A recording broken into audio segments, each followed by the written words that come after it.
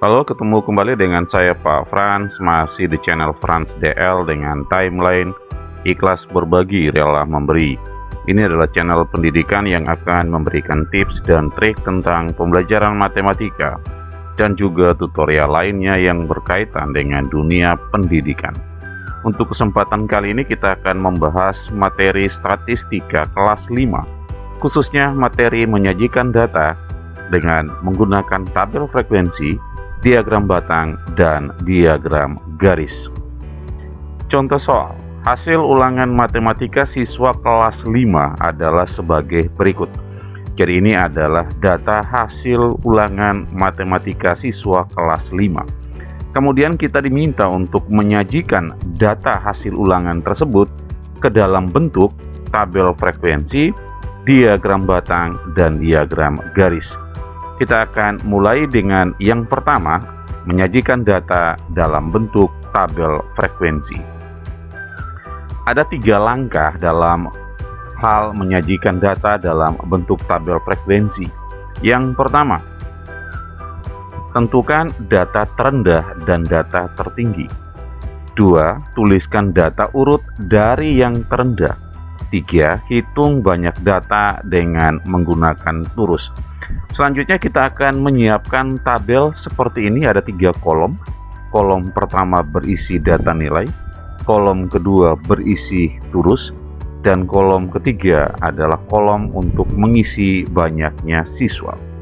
Kita pinjam data dari soalnya. Kita mulai dengan langkah yang pertama, tentukan data terendah dan data tertinggi.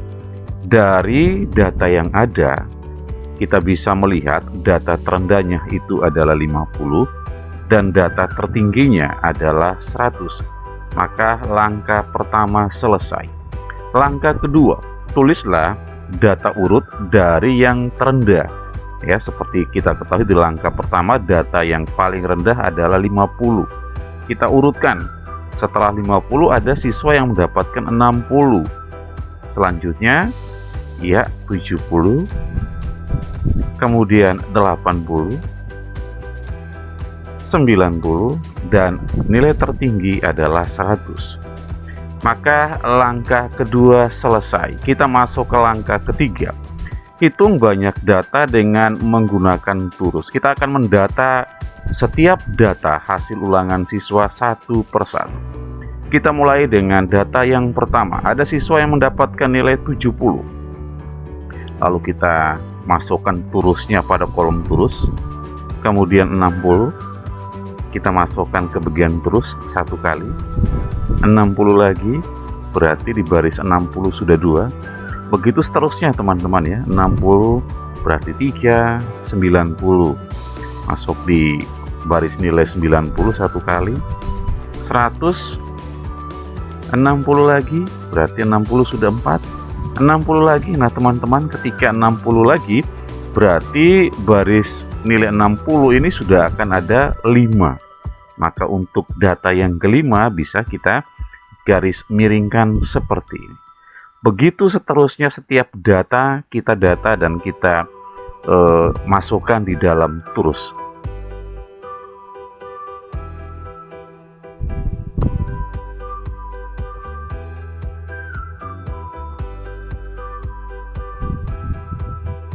Sampai dengan data terakhir 90 ya.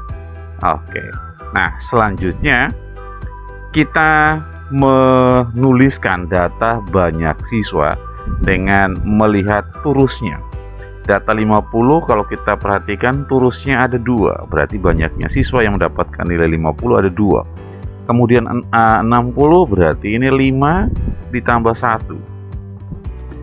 70, 5 ditambah 3 berarti sama dengan 8. Yang dapat nilai 80 itu 5 ditambah 1 berarti 6. 90 ada 6, 100 ada 4. Nah, berikutnya kita akan menyajikan dalam tabel frekuensi. Ya, kita siapkan kembali tabel. Perbedaannya adalah dengan tabel yang tadi kita coba pinjam. Pada tabel frekuensi turusnya kita hilangkan. Ya, kita hanya menuliskan kembali kolom nilai dan kolom banyak siswa yang bisa kita ganti dengan frekuensi. Sehingga sajian tabelnya akan seperti ini.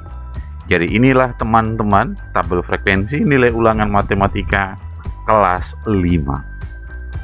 Selanjutnya kita akan menyajikan data dalam bentuk diagram batang. Ada 4 langkah. Yang pertama, buatlah sumbu tegak dan mendatar. 2. Tulislah data di sumbu mendatar dan frekuensi di sumbu tegaknya. 3. Buatlah batang-batang persegi panjang dengan tinggi yang sesuai. 4. Pastikan jarak setiap data sama besar. Kita pinjam tabel frekuensinya. Kita mulai dengan langkah pertama, buatlah sumbu tegak dan sumbu mendatar. Oke, langkah pertama selesai. Langkah kedua, tulislah data di sumbu mendatar dan frekuensi di sumbu tegak. Sumbu mendatar kita ambil ini adalah data nilai, sedangkan sumbu yang tegak ini adalah data frekuensi. Selanjutnya kita akan isi dengan data-data. Untuk sumbu yang mendatar data nilai berarti kita akan mengisi data 50 sampai dengan 100. Ya, seperti ini. Perhatikan jaraknya harus sama antar data. Selanjutnya untuk batang yang tegak ini adalah data untuk frekuensi. Kalau kita perhatikan di sini datanya adalah 2, 6, 8, 6, 6, 4. Ini adalah kelipatan 2 ya. Tapi karena ini jaraknya hanya paling rendah 2, paling tinggi 8, maka membuat skalanya bukan 2 tapi skalanya 1. Boleh seperti itu teman-teman. Nah, sampai dengan yang tertingginya 8. Maka langkah kedua selesai. Kita masuk ke langkah ketiga. Buatlah batang-batang persegi panjang dengan tinggi yang sesuai. Nilai 50 itu frekuensinya 2, berarti batangnya adalah seperti ini. Nah, ini berarti yang dapat nilai 50 itu ada 2 siswa. Selanjutnya, yang dapat nilai 60 ada 6 siswa. Kita sesuaikan tinggi batangnya. Oke, gampang ya ternyata ya. Yang dapat nilai 70 ada 8 siswa. Tinggal kita sesuaikan tinggi batangnya. Selanjutnya yang dapat 80 ada 6 siswa. Yang dapat 90 juga 6 siswa. Sesuaikan tinggi batangnya. Lalu yang dapat 100 itu ada 4 siswa. Nah, kurang lebih ini adalah sajian data hasil ulangan siswa kelas 5 dalam bentuk diagram batang. Selanjutnya kita akan menyajikan data tersebut dalam bentuk diagram garis. Ada 4 langkah juga dalam menyajikan data dalam bentuk diagram garis. Yang pertama, buatlah sumbu tegak dan mendatar. Yang kedua, tulislah data di sumbu mendatar dan frekuensi di sumbu tegak. 3. Buatlah titik pertemuan data dan frekuensi. 4. Tarik garis hubung antar titik yang telah dibuat. Kita pinjam lagi data dari tabel frekuensinya. Selanjutnya kita masuk ke langkah pertama. Buatlah sumbu tegak dan mendatar. Ada sumbu tegak, sumbu mendatar. Maka langkah pertama selesai. Langkah kedua, tulislah data di sumbu mendatar dan frekuensi di sumbu tegak. Mendatar adalah data nilai, ya hampir sama untuk langkah 1 dan 2 dengan menyajikan data dalam bentuk diagram batang. Kemudian yang sumbu tegak adalah data frekuensi. Kita mengisi data nilai pada sumbu mendatar 50 sampai dengan 100. 50, 60, 70, 80, 90, 100. Kemudian skalanya karena ini sama seperti tadi ya, jaraknya tidak terlalu panjang, maka skalanya kita ambil satu-satu. 1, 2, 3, 4, 5, 6, 7, 8. Maka langkah kedua selesai. Selanjutnya ke langkah ketiga, buatlah titik pertemuan data dan frekuensi. Kita lihat yang nilai 50 frekuensinya 2, kita buat garis seperti ini. Yang dapat nilai 50 frekuensinya 2, titik potongnya di sini. Selanjutnya yang dapat nilai 60 frekuensinya 6. Yang dapat nilai 70 frekuensinya 8. Yang dapat nilai 80 frekuensinya 6. Yang dapat nilai 90 frekuensinya juga 6. Yang dapat nilai 100 frekuensinya 4. Nah, maka langkah ketiga selesai. Langkah keempat, tarik garis hubung antar titik yang telah dibuat. Jadi kita akan menarik garis menghubungkan perpotongan titik yang sudah kita buat. Jadi nanti hasilnya kurang lebih seperti ini.